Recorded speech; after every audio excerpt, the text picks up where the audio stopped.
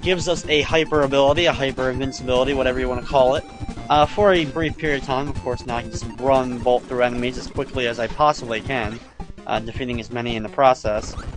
And then I just go back to my normal throw ability, which I will be using, of course, against as many enemies as possible, just because it's cool to chuck enemies against walls. And I'll get to do it against another one of the Meta Knight gangs of random enemies that he's going to throw at us as an army. I'm going to go through and just take a whole bunch of these guys and chuck them across the room and take out anyone else I can with them. Yeah, nice little combo there. And one more enemy here, and take him up and throw him against the wall. And now I open the door and continue on to the next area. Watch out for a random enemy and open up the area and continue on to the right. Chucking the enemies when possible. And when I get to the end here, I enter the next door. And now I'm in a long room with a whole bunch of random spiky Gordos that are bouncing up and down or in the room. I'm going to try to run through this area without getting hit. Make a jump, and now in the final jump, I have to wait just a slight second, pull back for a brief second in order to get to the door. There we go, head up. And see, hey, I got the number 3 unfortunately, which again, another 2,000 point bonus. And now we get ready to go to level 6 here. As you'll see, the door turns white, another room completed in full. Get through this area watching out so I don't accidentally hit the enemy up there, which will explode. And of course, if I'm in that radius, it'll end up doing damage to me. Take out one of the random little frog enemies with that Kirby spinning fountain ability. Head up here and open up this next area with the bomb there. And continue on in this room. This one, there's underwater enemies who are somehow above ground. Now we have another one of the random of the mouse alarm clock enemies that give us the mic ability. But I will throw his music notes this time right back at him instead of spitting them back at him. Which pretty much does the same thing, but it's slightly different. Wait for another music note to come out, throw it back at him. And you know what, I'm just going to go ahead and skip the mic ability. I'm really not going to need it. But here's another one of the secret switch areas. Drop down right there and enter a very hidden room, actually. In order to unlock the warp star that will lead in the next, could take us. The warp star area is a small area with different stars for each of the places where we've already gone to in the game, so that we could easily backtrack to any of the previous levels that we've already been to in case we missed something, want to do one of the mini games that we decided to skip over, get a secret switch that we might have missed, you know, whatever. Or go back there and get maybe one of the museum items from one of the previous worlds, maybe to be used in one of the later levels of the game. Go up and hit the exit gate. And another little level completed as I'm going to boost up. And I got to the top just barely as Kirby climbs himself up and the other pink little UFO flies in. And it's going to grant us my 19th extra life here. So there we go. Kirby now has 19 extra lives, and that's going to open up the boss room, which is going to be the boss battle of Krakow. And I'm going to go ahead and grab the high jump ability, which is located right there. And now I have a long way up. I'm just going to have to jump from platform to platform, working my way up.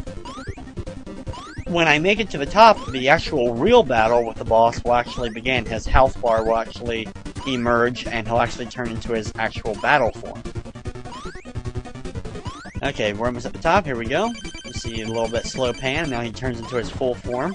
One of the classic Kirby bosses has been in almost every Kirby that has ever come out for any system.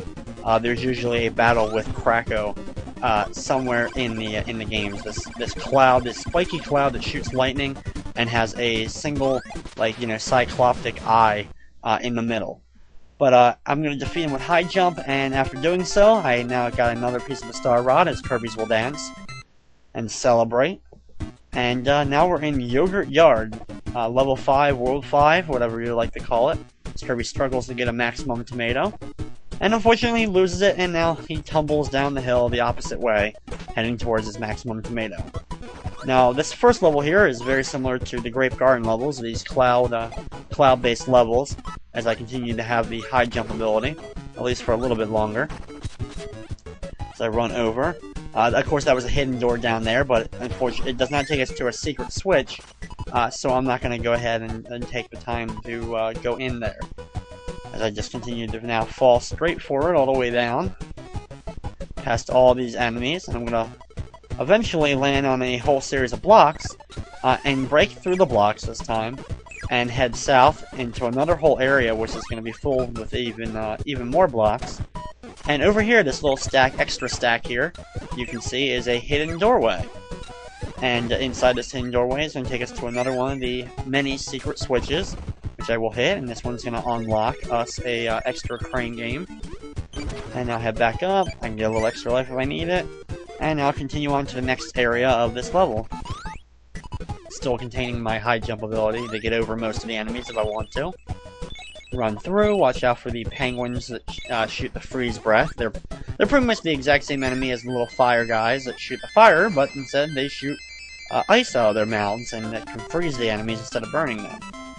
As I grab a 5,000 point bonus. Okay, so now off to level 2, as I had the secret switch there. Okay, level 2. First heading down the ladder and into the door down here. And now we're in this area, filled with a little bit of water, and swim through it really easily. As you can see, extra doors on the top there. And as I'm going to continue on through this little water area, as I'm going to jump out here, continue with my high jump ability. It's really doesn't really matter what ability I have at this point.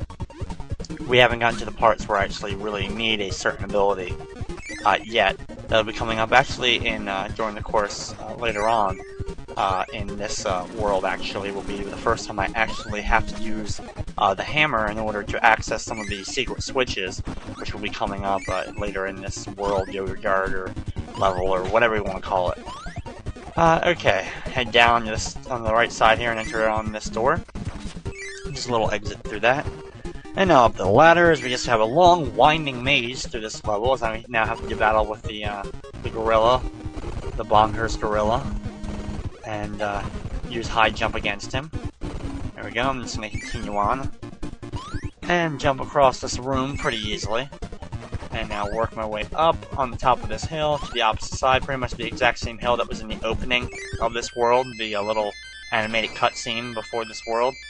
So I'm now going to boost my way up, get another number 2, 5,000 bonus points, and so on it continues. Open up another whole area. Head down into level number 3.